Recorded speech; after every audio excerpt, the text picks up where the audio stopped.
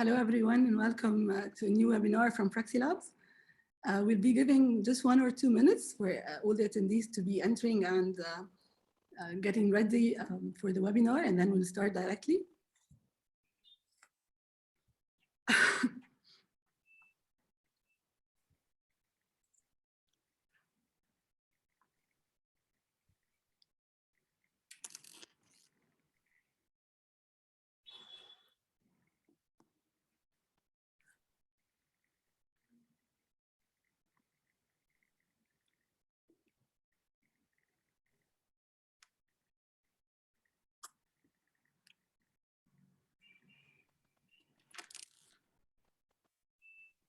I can see everyone coming now.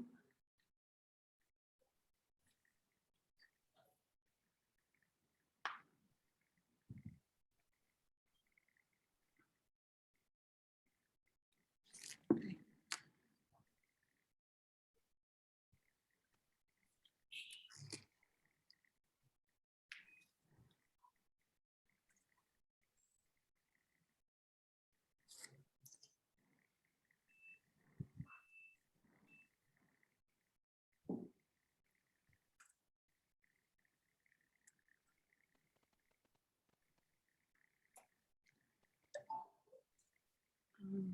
So we started getting questions already from the first minute.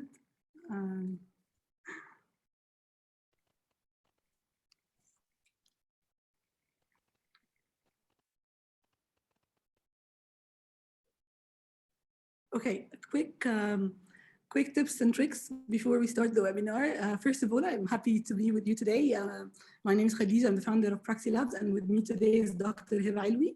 She's our science director of biology, and we are both very, very excited actually to be sharing with you today our latest release, our launch of the latest release with exciting features, but also more than 25 new experiments. Dr. Hiba will help me give you a peek into sample of those experiments. So please stay tuned with us and enjoy the rest of the webinar. So as I was saying, quick tips. The webinar will be recorded, so no need for taking any notes or anything. Everything will be recorded and sent to you in an email in 24 hours. Of course, there will be certificates of attendance and also will be emailed for you. Questions can be sent in the Q&A box in the right side. We answer all the questions at the very end, so I will not be able to answer them in between. And of course, if you'd like to schedule a demo with any one of our team to help you answer any questions, show you what PraxiLabs is doing and how we are helping universities around the world, please feel free to book an appointment using the calendar link we'll post in the chat.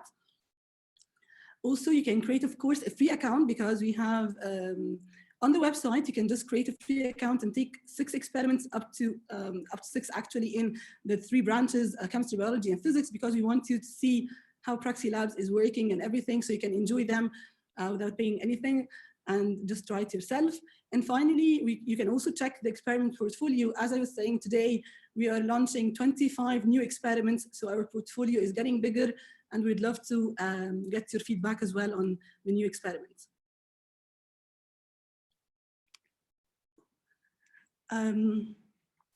So celebrating the new release and special discount. So we'll show you this in a few minutes and show you the special discount you'll be getting at the end of the webinar, or maybe a bit earlier, but stay with us and you'll see the discount code for you to be able to use it. Just I need to show the poll. So Asom, can you help me in this and show the poll, please, for the first poll? So till we show the poll, this is something that I really love to do with our webinars.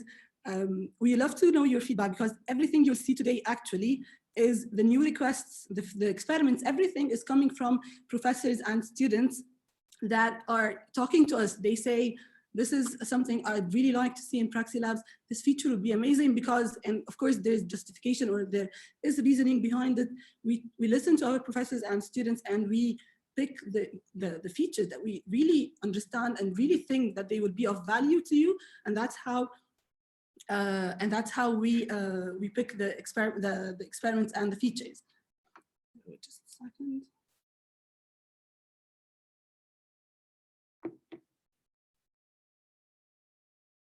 Okay.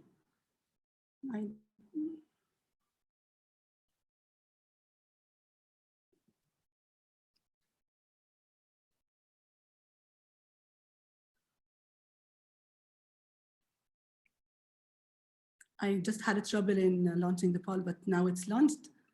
So now you see the poll that I was talking about, and you can all start answering that, as I was saying to you. So what is the feature that you would really love to see in PraxiLabs in the coming period? And it's not yet there. So these are some of the features we don't really have in PraxiLabs platform today, because some of you might be using our platform and already know it, but others might not know what are the features we have. So those are ones we don't have at all. And we want to know from you, which ones do you think are really valuable to professors and students?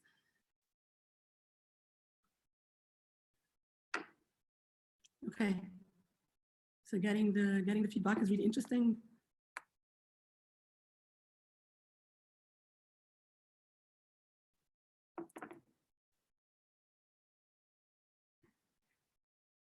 I'll show you the results. I'll share with you the results in just a few seconds so that you can see which of these features is more important for yourselves. I might give a quick explanation if anyone is not understanding exactly what we mean by the features, but the tutorial is exactly to understand how to use the lab and everything. I think that's self-explanatory. And then the walkthrough video is to show you how the experiment is done inside PraxiLabs. The reports, of course, this is reports with lots of data about how the students are progressing and performing. We'll talk about it. And then skip ahead is if you want to skip certain stages in an experiment, so you can do another stage. Is this something important for your students or for yourself or not? Okay, that's great for the poll. So we'll be ending it and sharing the results. So here you see that the results, the tutorial is very, very important. And that's something we really realized, although we didn't have any trouble in any workshop we've done to students, because as you know, the students, the teenagers, the people, they are tech savvy, they understand the technology better than us, and they knew how to use the platform from the first day. But even though, we still thought that adding a tutorial to explain exactly how the menu is used, how the lab partner, I will show you in just the next slide, how the lab partner is used, everything, it would be very important. And that's why the tutorial is something really important here. The second one, as you see, is a walkthrough video. So again, most of the features here seems to be like related to the user experience, how to make it easy for the student to understand everything and be able to use the platform. That's really great for us to know and focus in the next period. So let's stop sharing now and get to the exciting part.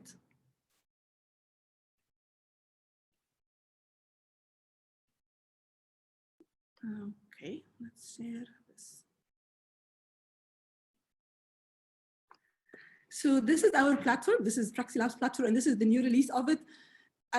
The feature that I was asking you about are actually the feature that we are releasing today with you. I just wanted to understand which of them is the most important, and that's why we will start with the ones that you chose first. So we'll start to see the tutorial and how it's helping the student understand how to use the platform. So of course, at the very beginning, we have all our experiments done in English or Arabic. So we'll click here, we can choose any of them. We'll click on English, and then we'll start.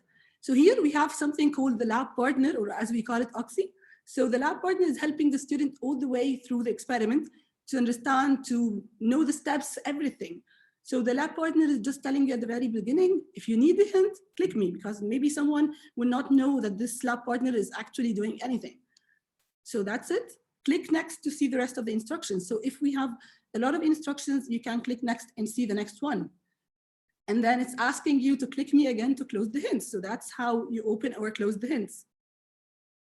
And then now it tells you that you can actually rotate and move around the platform or move around the lab, because sometimes people didn't even know that. So if I click, do the right click, and I can walk through the lab, see how it looks like, everything. Okay. And then it tells me here, you can scroll, because sometimes we do zoom in or out. And how do I do that? I can scroll like that. Okay. What if I'm just too focused inside the screen and I want to return to the default view? I can just triple click and it will get me back to the normal view. And then now, because sometimes again, also the menu on the left side, it's small, but people were noticing it, but maybe didn't know that this is the menu. So now we are telling you that this is our menu. Here it's like a blackboard that is already shown in any class, for example, and it has all the features that come to you with an experiment, because PraxiLabs is not just about doing an experiment, but it's giving your students more information, such as a PDF, which is a lab manual. It's giving them a video to watch and know the procedure of the experiment before they start. It's giving them exercises to answer questions based on the experiment, a lot of things. So here they can do all that from the menu. And then now, if I click on the menu again, I close it. So that's exactly how the tutorial is working. And that's the first thing we'll be showing you today. So this is an experiment of the DNA extraction, and I'm quickly using it as a way to show you the new features. But of course, I will not go into more steps because Dr. Hiba will be doing that when she's showing you the experiment. Now let's see the second one. So you talked about how the walkthrough was very important to 35% actually of the attendees today. So why the walkthrough? Sometimes the student might watch the video that we have here, which is an animated video.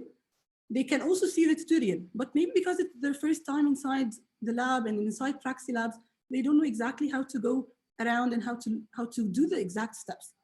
And that's why we added something very important here, which is the walkthrough video. If I click on it, I get to see a recorded video of the whole experiment from the beginning till the end, as if another student or someone is really doing it. So it shows the student what are the exact steps that he needs to do and how to do them. So for example, he needs to click on a bottle, how he clicks on it, how to hold the pipette and everything. So really showing you and showing the students how to do the experiment. And that's our second new feature, and it rolls out to all our experiments now. So you'll be getting it in the next release, which is at the end of this month. So this is the walkthrough video. Let's see the third one of the features that we talked about, and which was the skip ahead. So this experiment, for example, here the DNA, if some of you might be doing it or have done it in the real lab or even in PraxiLabs, you know that it contains 3 stages.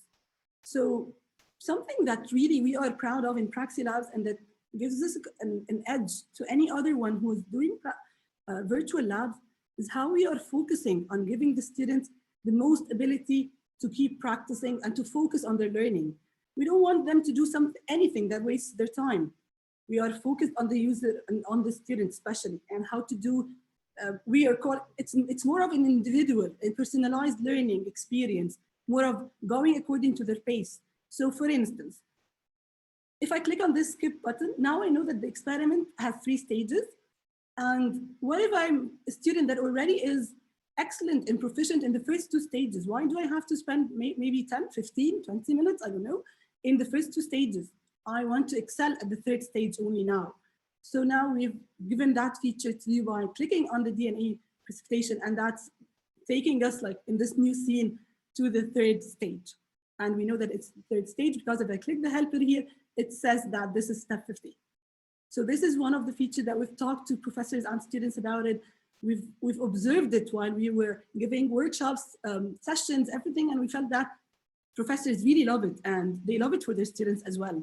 They think that this is exactly concentrating on every student's learning and every student's background, every student's how they are going and personalized. And finally, after this feature, I'm going to show you, I'll just stop the share so that I can show you the reports. So, but before showing you the reports, actually, let's go to the questions, because we have here questions. When you were answering the questions before in our platform and a lot of other platforms, actually, we tend to do something. When the student answered the question like that, we show green or red, for example. If he's doing it right, we show green, and if he's doing it wrong, we show red. But in this new, let's say, a differentiation or something we really wanted to do is Now we want the students to feel that they don't know the right answer yet because they can keep trying. They are still studying, so we don't want them to know the model answer immediately. So I'll keep just checking my answer. And here, it's again up to the student. Maybe he's just studying and he doesn't want to see the model answers. So if he doesn't want to see them, he can go back, answer, he can do everything he wants and just don't click on the model answer. But now I want to see them. So I will click on the model answer and I'll start seeing whether my answers were correct or incorrect. And that's one also of the new features in this release.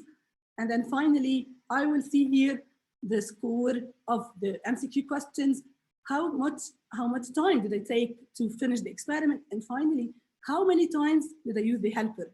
And this is what I'm going to show you in the reports and how this is helping universities to do a lot of data insights and to have a lot of data insights and take decisions based on these statistics or this data.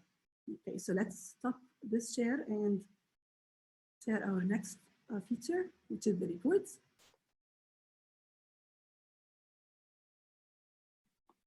Okay, so here you can see the dashboard of PraxiLabs. A quick note, if anyone doesn't know that, PraxiLabs is integrating with any learning management system out there, kind of really like the big ones, and anyone who is compliant with LTI 1.1. So most of you who are working in universities or schools know that we have Moodle, Blackboard, Desire to Learn, Canvas, all of these are integrated directly with PraxiLabs. And that's why when it's very easy and very smooth to let an instructor enters inside a course in the learning management system, creates a new content, adds PraxiLabs experiment to it. So for example, today, I want to give students a content that is about specific heat of solids. So I will add PraxiLabs experiment to the content and it will go directly to all the students in this course. That's the first thing. But then what we added is when the instructor goes from the LMS to this page here, which is our dashboard, you will start seeing the statistics or the reports I was talking about.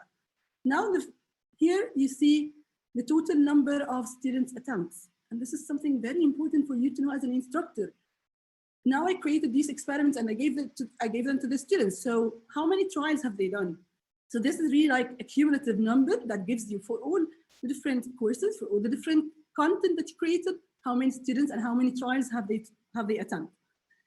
And then the second one, which is also something, so here you have the total number of experiments. Let's see the third one first. The total number of experiments shows that you as an instructor of physics, for example, you only chose 3 experiments that you want to give to students.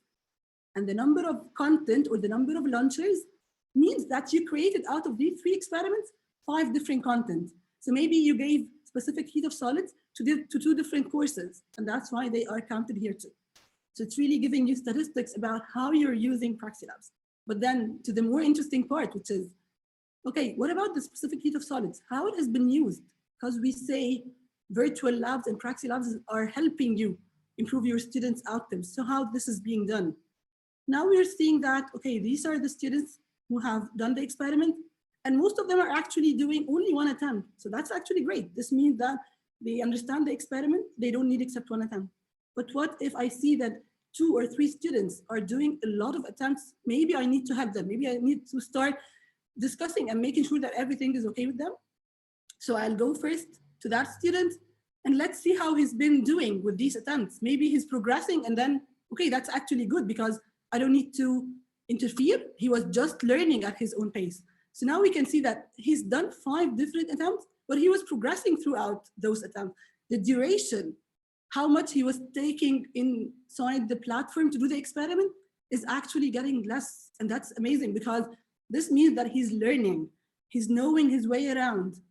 For example, in the first time, he was using the helper 5 times. Like he asked the helper for what is the next step 5 times. But at the very end, this went down to only 1 time. And also the grade, this is the grade of the questions. Again, the grade is progressing. So all these reports really, we believe it will be very, very important to the instructors and of course to the whole institution, because as an administrator of the whole institution, you will be able to see all of this for all the instructors, not only one instructor. So you will get a lot of aggregated data, a lot of data insights as said, and you will be able to take decisions based on that. We're sometimes saying, for example, if someone is really suffering or really struggling with the cost, for example, Now you don't need to let the students go into the real lab unless they are really proficient. So you will wait, you will just keep checking the virtual lab statistics. And once they are really proficient with knowing everything around and the procedure, okay, now let's take them one time to the real lab to use everything by their hands, because we know that there are senses they must be using, and use their time wisely inside the lab. So this was the fourth feature and the last one. And I don't want to take more time here because Dr. Hiba still has her session to show you a sample and sneak peek into some of our new experiment that I'm so excited about. So thank you so much for listening to me, and let's get back to just give me a second, Hiba, and give a quick thing, because I don't want to forget about the code, just the discount code, and then you can. Okay. Something we wanted to share. This is something I wanted to share with you actually now. I don't want to wait because it's very important that you all get it. We are happy because of this release and this major release we are doing to give you all who are attending our webinar these both discounts. One of them will be used for any annual subscription on any plan we have. You will get 60% discount. The other one is for any 6 or 9 month plan. You will get a 40% discount, and that's something that needs to be done in the next 2 weeks because the deadline is the end of September. So hopefully we'll be seeing you and be helping your institutions as we've been helping. Now, actually, PraxiLabs is reaching hundreds of thousands of students around the world. So this is something I want to share with you quickly before giving it to Hiba. And Hiba, I'll show just the names of the experiments, and then you can start. So enough with me. I'll give it to the video to show you the experiments.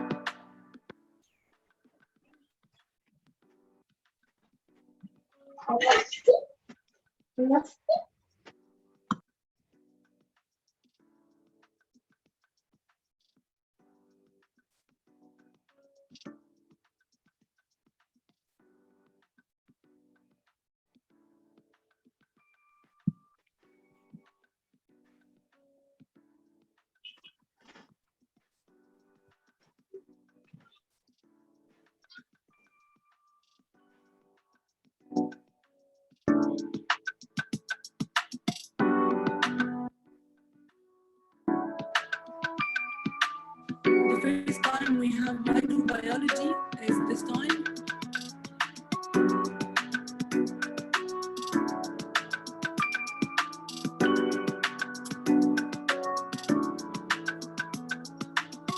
And more of our molecular biology experiments as well.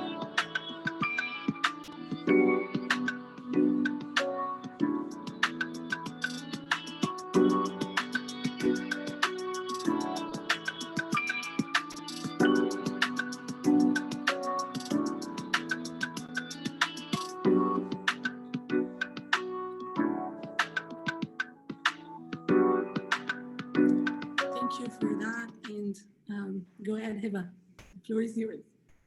Thank you, Khadija. Thank you for your presentation.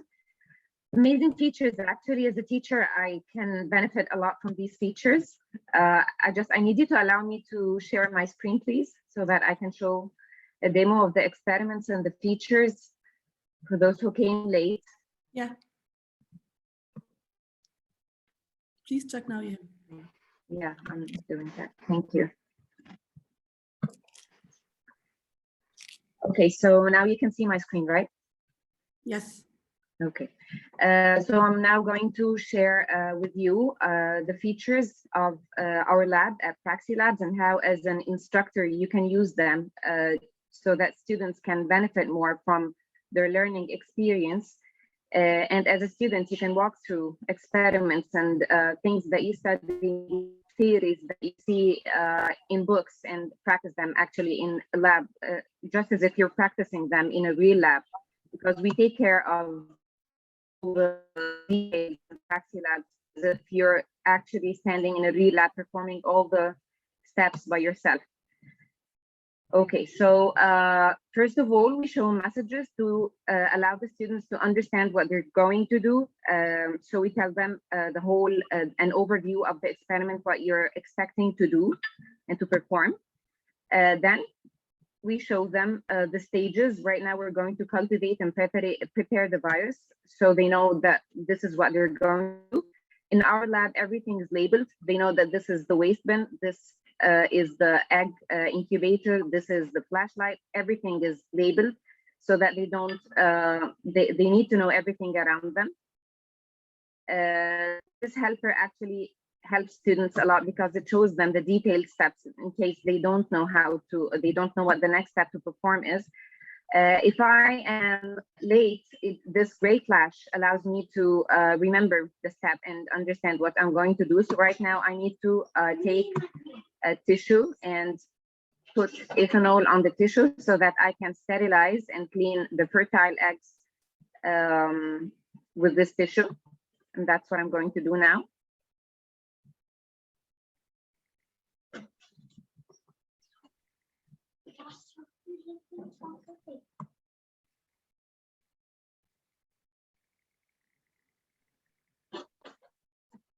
Okay, so now I need to dispose the tissue that I've been using.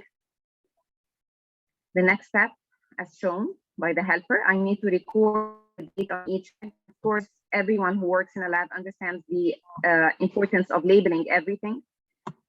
I should repeat that for all eggs. Then, what I need to do is I need to incubate the eggs. So I click on the device, the egg incubator, so that it opens the lid, and I add eggs into the incubator. Adjust the temperature, adjust the incubation time, and allow the eggs to incubate.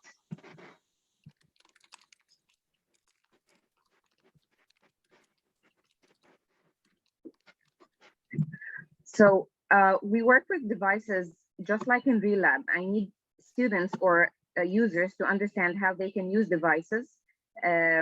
So I allow them to set the device to whatever settings it needs to be done.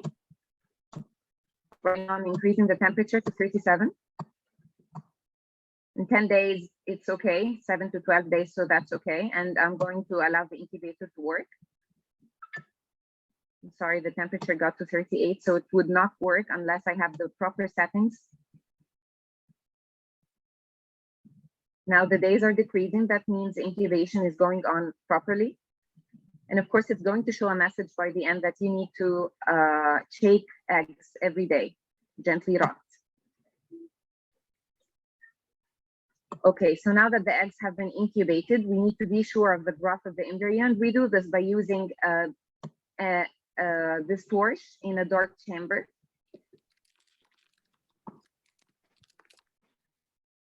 So this is what the student actually sees in a real lab.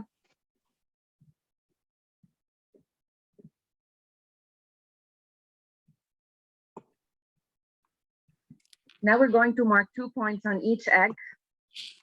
And these points are going to help the student understand where to inject.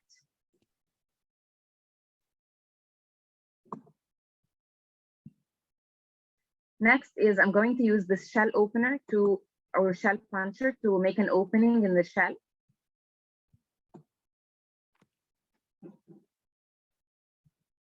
And repeat for all eggs.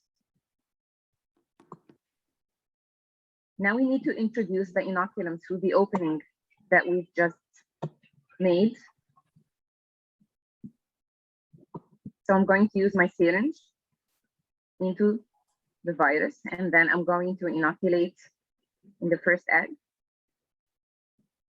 And it's going to show me where exactly I performed the inoculation, because each egg is different from the other. Now the second egg.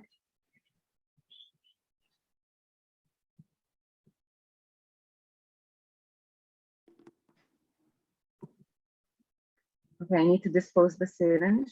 Now a new one has been introduced. Going to use it for the second egg.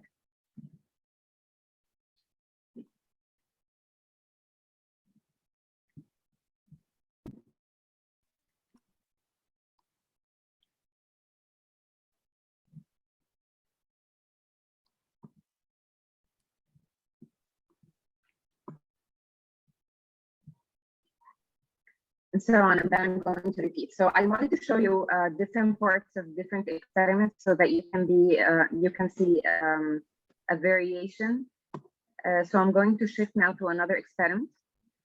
And in this experiment, we're actually going to perform polarized oxygen respiration. So what we're going to do is we're going to use a device, and we need students to learn how to install the device and how, sorry for that.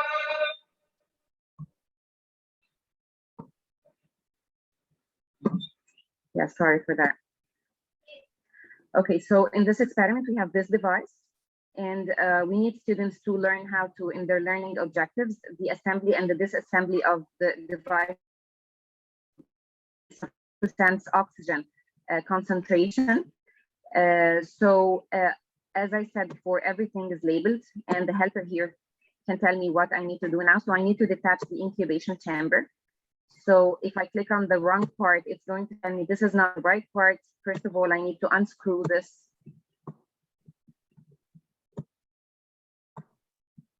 Let me remove this. Now I can remove the incubation chamber. And now I can check on the electrode to check that it's clean and it's free from debris. So what I need to do now is clean the electrode, and I can do this by using potassium chloride. So using a dropper, I'm going to take 2 drops of potassium chloride and add it to the electrode to make sure it's clean.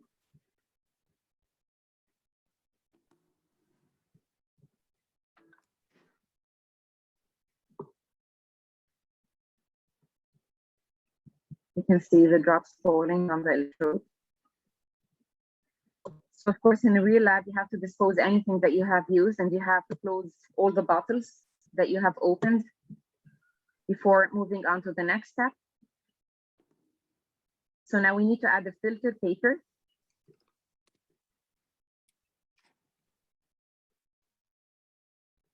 This is the filter paper. Right here, it has a pinprick hole that allows the electrode to be exposed. Now I'm going to add the membrane, the type of membrane used in this experiment, on top of the filter paper. So here I'm teaching the student how to assemble the device step by step. In a real lab, this will be a small device with a lot of students standing around. They cannot see properly all the detailed steps. Now I need to add, I already added the, yes. Put back the incubation chamber.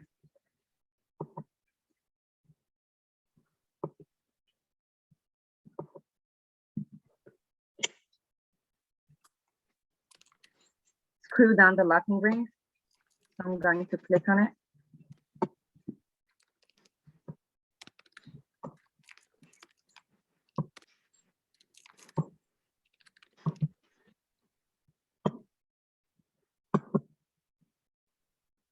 There we go. So these are some notes that I need the student to check on before moving on. So I tell them you have to check that there are no air bubbles trapped under the membrane, and that the O-ring was securely fitted on top of the membranes, and that while adding the incubation chamber, you did not twist the membrane. So they have to click that they've read these messages before moving on. Now we need to set the water bath to 25 degrees Celsius. And this is the water bath right here. I'm going to turn it on. And I'm going to adjust the temperature to 25. And then I'm going to ask it to work. Of course, they need to check that the tubes are properly fitted. Now we're going to add the buffer to the device.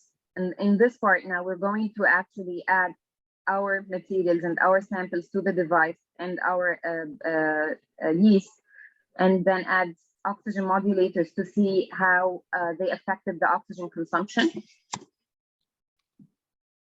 So this is the buffer. I'm going to add 2 milliliters using the pipette. As you can see right here, buffer has been added. I'm going to throw the tip, and the new one will be added.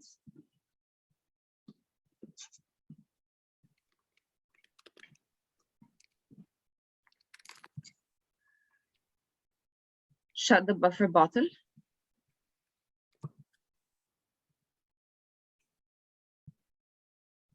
I'm gonna zoom out a little bit to make this easier for me. Now I'm going to throw the tip away. We have a liquid waste and we have a solid waste.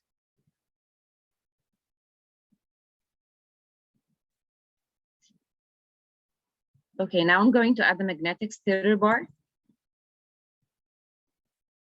because I need this to be moving when I turn on the device.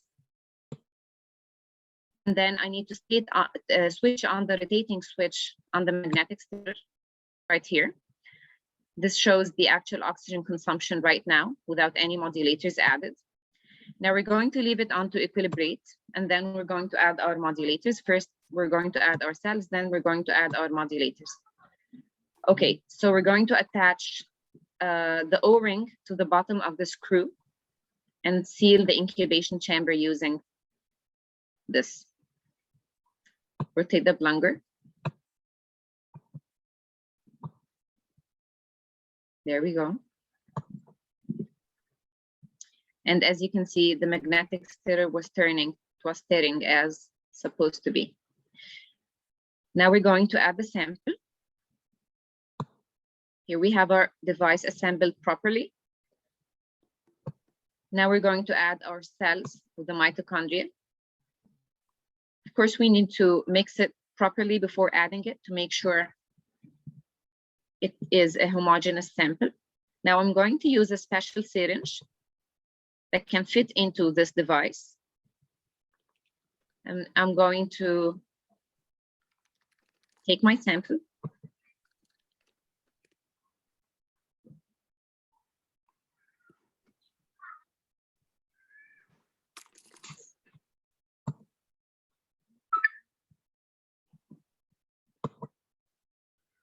Okay, since I used the pipette to mix my sample, I was supposed to throw my tip, and that's why it wouldn't move. Now I can add the sample, 25 microliters. And I'm sorry if the connection is a little bit slow. My connection, my internet connection.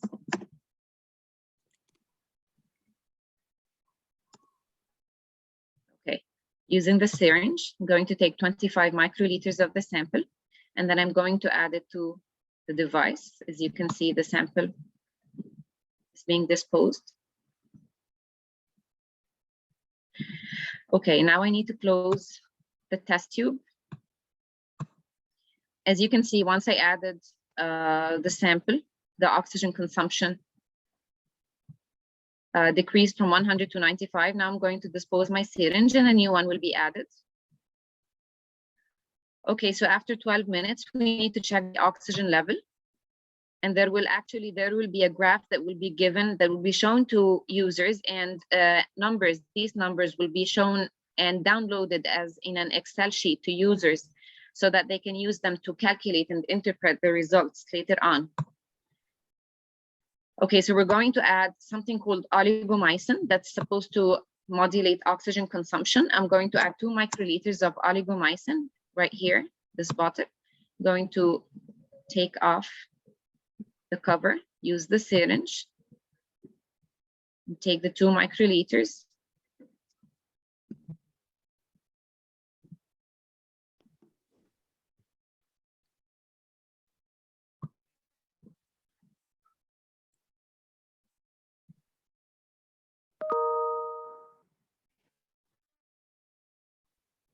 Okay, we use these colors. They are the same colors that will appear in the graph for students to make it easier for them to follow up on the experiments.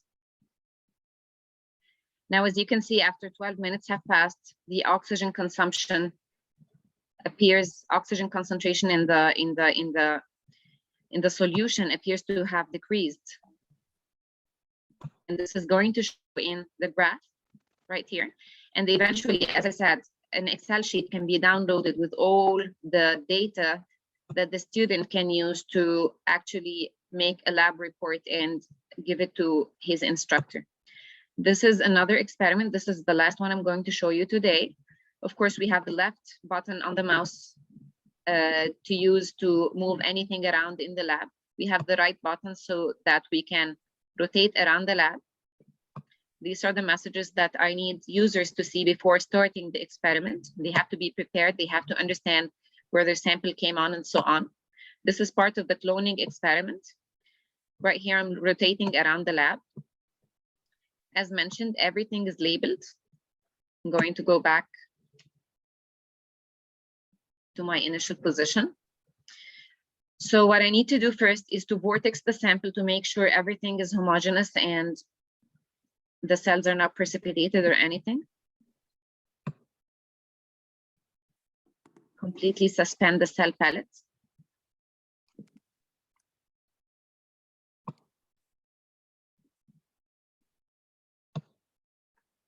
Okay, now what I need to do is I get a sterile microfuge tube and I'm going to label it. Of course, in a real lab, I would do the experiment on many samples, so I'm going to label more than one. Labeling is very important. Now, using the sterile technique, I'm supposed to add 1.5 microliter from the bacterial culture to the labeled microfuge tube. And the sterile technique, they have learned it before, and they have learned it actually in a separate experiment, in a separate demo or simulation, that they need to use the Bunsen burner. They need to open the culture tube and pass the lip of the culture tube by the flame, as shown here. Now I'm going to take my 1.5 microliter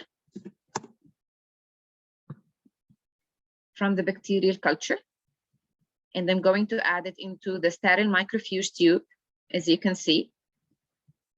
Now I can't see any color in the tip, and this means it has not withdrawn any sample yet. So I'm going to put it back again.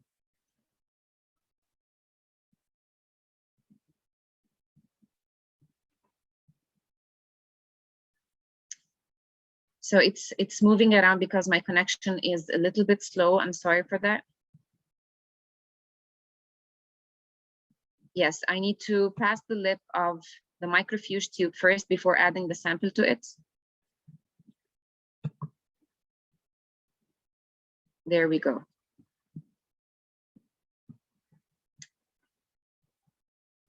And then I can add my sample.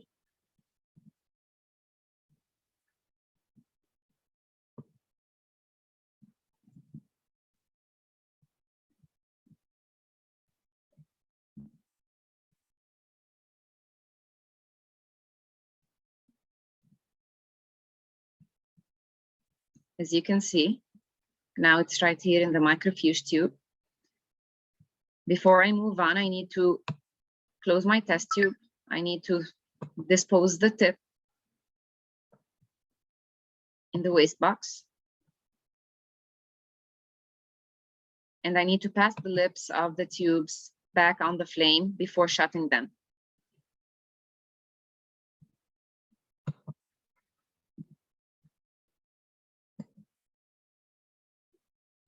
Okay. Now I need to close this.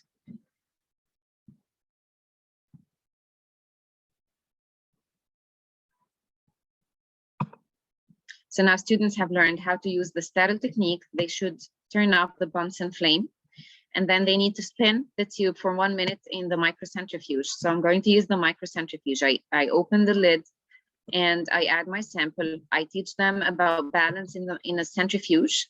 They have to add another tube with the same volume in the opposite, exactly opposite to the tube that has been added. And then they learn how to open and set the temperature and the RPMs and the timing required. I'm going to set this to 14,000 RPM, and I need it to spin for 1 minute. So that's okay. Now I have my sample. It has a supernatant due to being rotated very quickly in a centrifuge. So I'm going to take the supernatant and I'm going to put it in the liquid waste.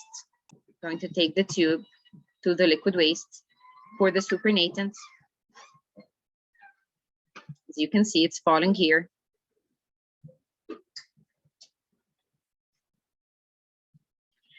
Okay, so I don't want this to be boring. I wanted you to see as much as possible of the devices we're using and how we focus on details and how we make users perform every step on their own.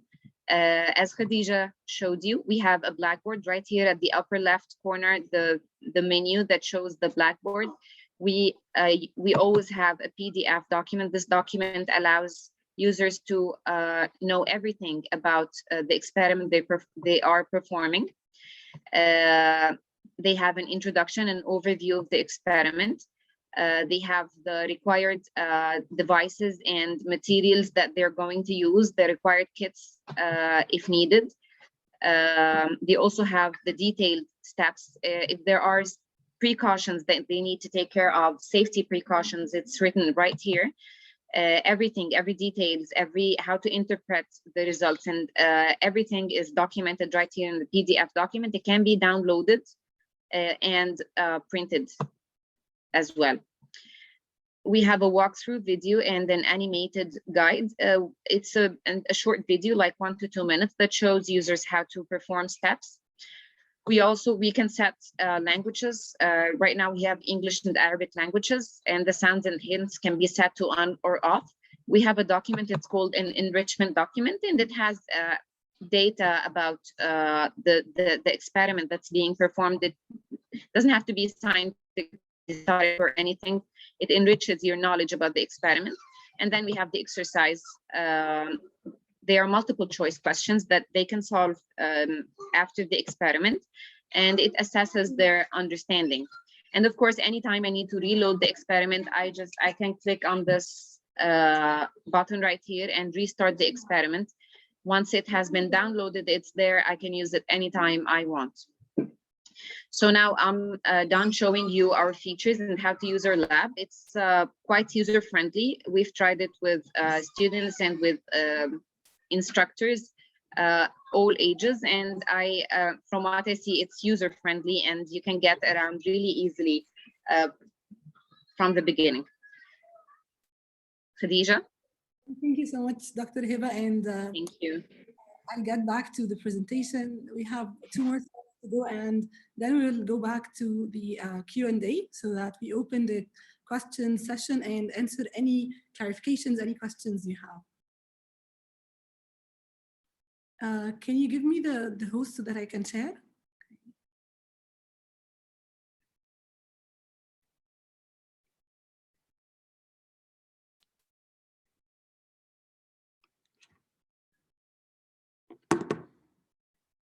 Hamad, can you give me the host, please? Done.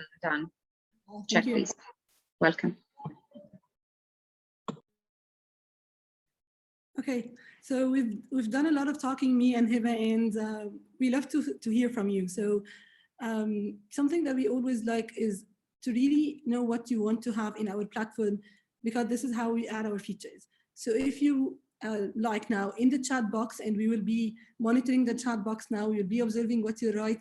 Just write to us what other features you would really like to use in PraxiLabs in the next period, what other new experiments you would love to see, and we'll take notes of everything you write. So new features, new experiments, feel free to keep sharing them till the end of the webinar. This is very important for us, and this is how we will add what you really want in our platform in the next period. And finally, before going to the questions and answers, this is how I wanted to end this session by showing you some of the recent partners, and we call them partners because they are really our partners. We love to work with them, universities and students. We've been helping them around the world, from the UK, the US, Saudi Arabia, Egypt, UAE, Peru, Thailand, Philippines, a lot of countries, and a lot around the world. And we hope that we can also help you in improving your students' learning outcomes and retention. And finally, before leaving you, again, take notes of the discount codes, because it would be amazing if you use them. It will give you a lot of discount on the subscription plans, which are already, as we believe, we've seen from a lot of students that are using them themselves. It's really more affordable than trying to get to the real lab and doing the experiment yourself. So you can try it in the virtual lab and then get to the real experiment once. And here I'm done. I leave the slide here for you, and let's start the Q&A. So anyone who has a question, please share it in the questions and answers box, and we'll start answering it, me and Dr. Hiba together. Could you please elaborate on the number of experiments available for schools and universities and the success stories? Of course. Today, after launching our new experiments, we'll be having in our portfolio 125 experiments, and they are increasing gradually. Every month we add, every couple of months we add more experiments. We have them across different branches. So in the video, I've shown that we have chemistry, biology, physics, modern physics for the postgraduates, for example.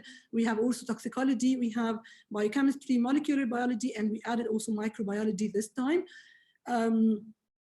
Which schools or universities, for example, or which years? I can talk generally, but if Dr. Hiba wants to add something about maybe the specific years, but usually our labs till today have been used by really lots of faculties, diversity. So faculty of science, faculty of pharmacy, medicine, engineering, education, what else? Yeah, I said medicine, pharmacy, science, and also engineering, as I said. So this is a lot of faculties can use the experiments according to the branch. And then for the schools, what we've seen is we have a lot of intersection, actually so far reaching almost 70% with the grades from 9 till 12, especially in the IG, the American, and going even to the IB and the national curriculum. We've seen this because we have schools already used it in the US, and then the Ministry of Education in the United Arab Emirates are now using it for all their public schools as well, from grades 8 till 12. So I hope that answered the first question. Hiba, someone was asking on Facebook about the experiments that you've shown. Which stages are they taught in, like which faculties or which grades?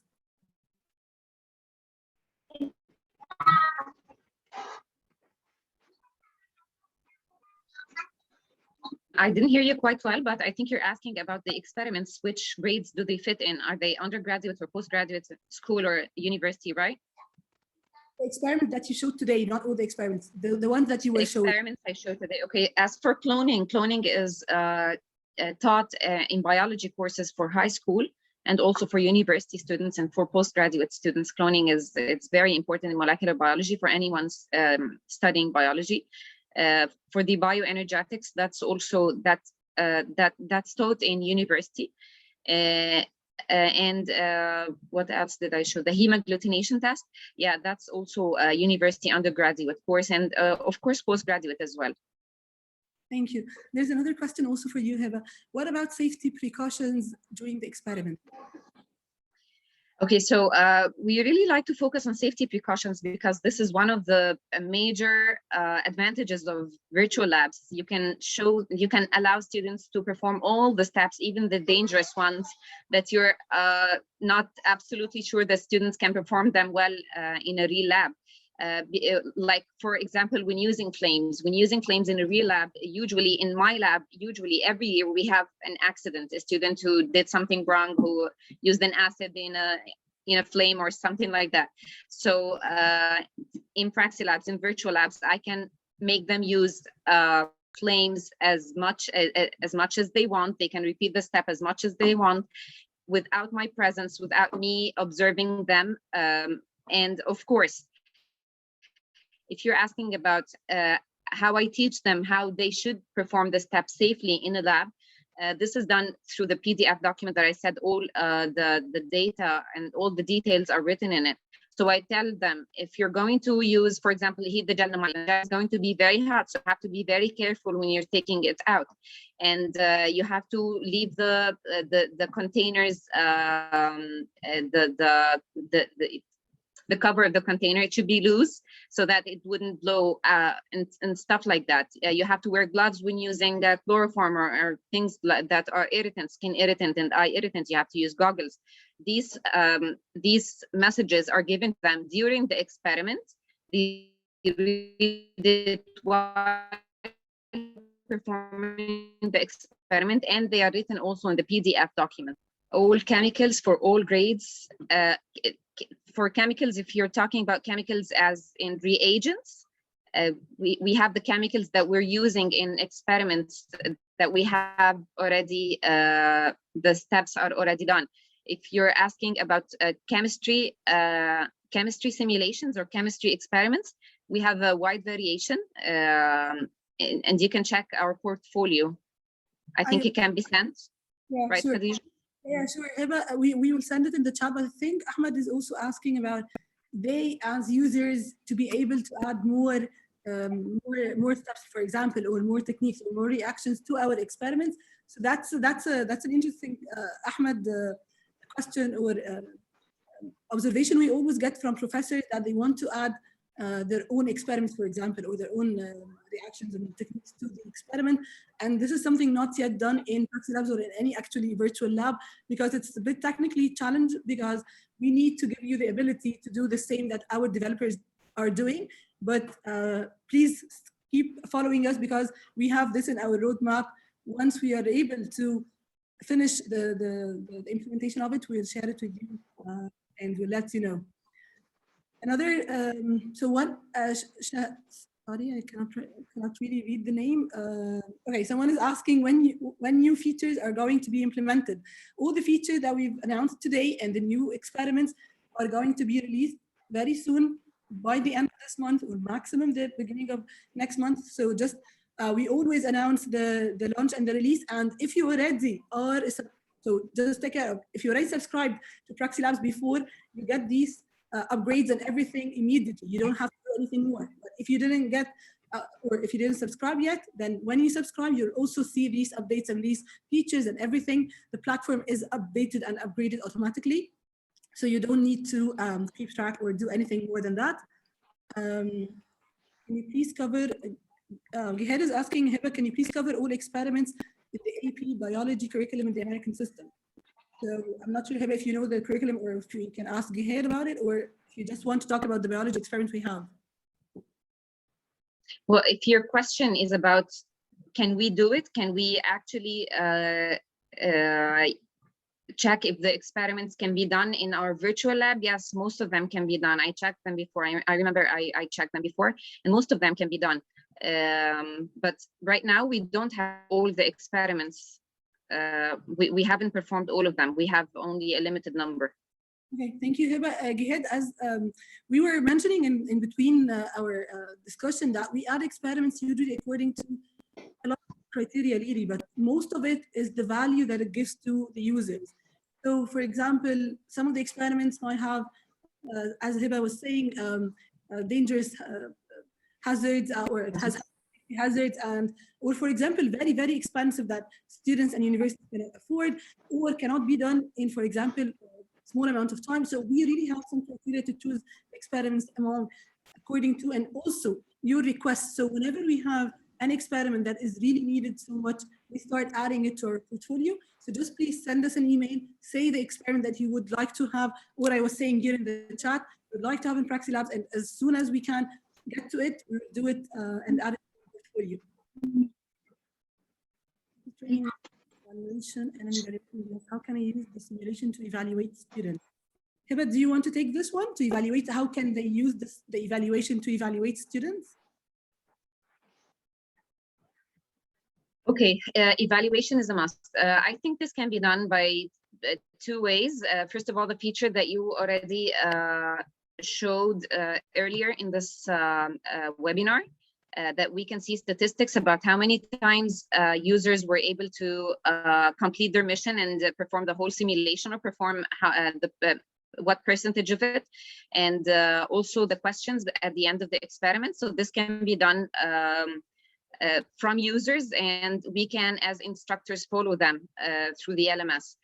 The other thing is, as an instructor, I can be there for my students. I can be online with them. I can check after they perform the experiments. I can send them questions, or see if they have any questions about the experiment, or communicate with them also online to see how much they perceived and how much they retained, how much information they retained. Yeah, that's it. Mm. I think the reports is one of the main things.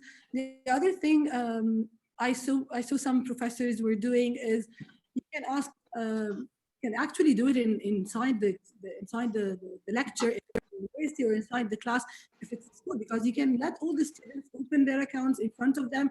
You can open yours, and you can start letting them actually do the experiment in front of yourself, because you can go around them doing it, you can assess what they're doing, you can see if they're using the helper or not. So of course, like Hiba said, you can do it in a lot of ways. Reports is one, observation is another way. Inside the class or inside the lecture, you can see what they are doing, and even stop them from using the helper if you want. So there are really different ways to do the evaluation or the assessment. I think we answered almost all the questions now in the Q&A. I'm just making sure that the chat doesn't have any more questions. Thank you. So I think we are done with the questions. I'll wait, because every time I say bye, the webinar is finishing, I find more questions coming. So I'll just give it 1 or 2 minutes. If anyone has any more questions, please send to us. And if you are done. There are questions in the chat about general chemistry experiments. We have a whole portfolio for chemistry experiments that you can check at the website, and maybe Khadija can help send it to you, because more than one participant is asking about chemistry. Sure. We sent it just now to the and also light experiments. I think we have that in physics.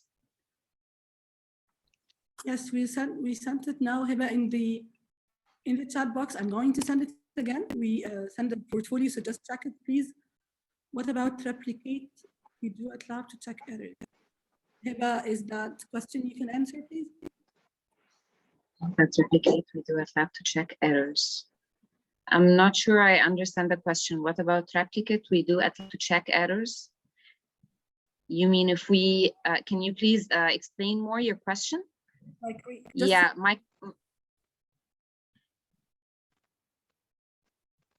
microscopic observations can be included. Yes, we have a lot of experiments that we use microscope at the end, and it shows pictures that can be interpreted by users. Replicates, you're talking about instead of like making only one sample, we make 2 or maybe 3 to check if yani as a quality check, right? That's what you mean by replicates? Okay, yeah, so we have that, yes. Well, it's present actually in some protocols like PCR, for example, and many other protocols. We can also, because we found that this might consume time and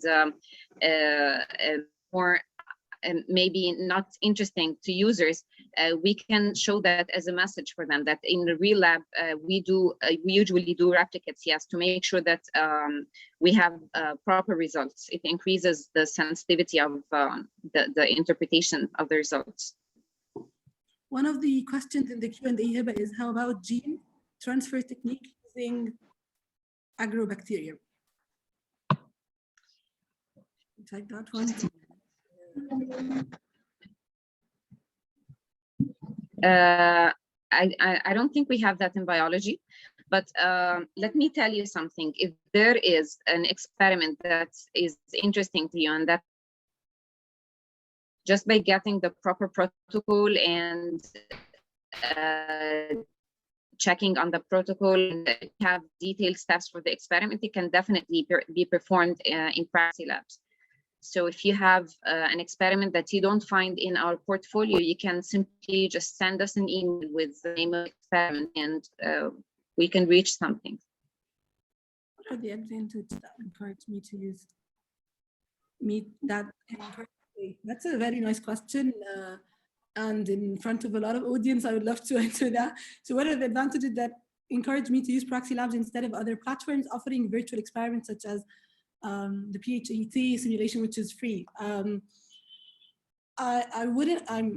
not going to say anything about other platforms. There are amazing platforms out there. They are doing a great job, but we believe that at PraxiLabs we have several points that we are the only ones who are doing it. So one of the things that we've got a lot of feedback really about, and it's directly from professors and students, is about the user experience, about the interactivity, about the real life resemblance. So how we do mimic the real lab, how we give the students the ability to really pick and do everything as if they are in the real lab, not just like something that goes in front of them and they are watching it. For example, every single step, if they have to open the bottle, they have to close it, they have to throw something in the bin, every single step, because this is focused on the student's learning experience. So this is something we believe that we are almost all our features are focused on. As you saw today, we walk through the skip ahead, something no other platforms have, and we know that the giving the students again a lot of help. When you are stuck at a certain point, no other platform is giving you the help that you need, by the lab partner, by the blinking that we show you, by a lot of content that is around you, just to help you know where are you going. And again, something that I showed is the reports and the statistics. Once we are integrated with the learning management system, we can give a lot of reports, a lot of data insights to the institution to help them with seeing how the students are progressing and developing. So I think you can try it yourself, and I'd love to see feedback from yourself. You can send us and tell us, how did you see it, if it's better, or if there are any improvements. We always love to hear from you. Hiba, there is one question. Is there experiment for parasitology?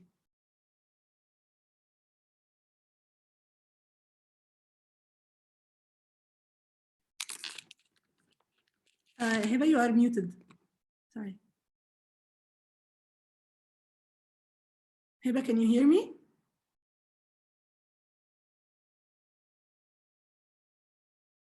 I think there's a problem with Hiba. You can hear I'm me? sorry. You said there is a question. Yeah, I can hear you now. What question were you talking about? Their experiment for parasitology. Yeah, parasitology. Okay. No, right now we don't have any experiments for parasitology, and neither for hematology, because someone else asked about hematology. Okay. The last question, which is from Kelly, right? It's about the experiment, if we can do them many times to get different answers. This is also very interesting, Kelly, and we received a lot of requests for this, and we started by the physics. So some of the experiments of the physics, we started doing that by doing dynamic or like variables and getting different answers according to the input from the student. But it's not there in all the experiments, I cannot say that, but it's there in some of them, and we are always increasing it in our other experiments as well. So you can check it yourself. Thank you so much, everyone. We don't want to take more of your time, and we are very, very happy to be with you, me and Hiba. We hope that we answered some of your questions, and I hope we'll be seeing you in the next webinars and seeing how you actually use PraxiLabs, and we'll be asking you, any one of you who is happy by using it, just post a video on our PraxiLabs page on Facebook, and we'll share it and announce it to everyone around that you're doing it. Maybe if you have any last words, please. I'd just like to thank you all. Thank you, Khadija, and thank you for all the attendees. I really enjoyed this webinar, and thank you for your very positive comments. Really nice. Thank you. Everyone, and good night. Good night.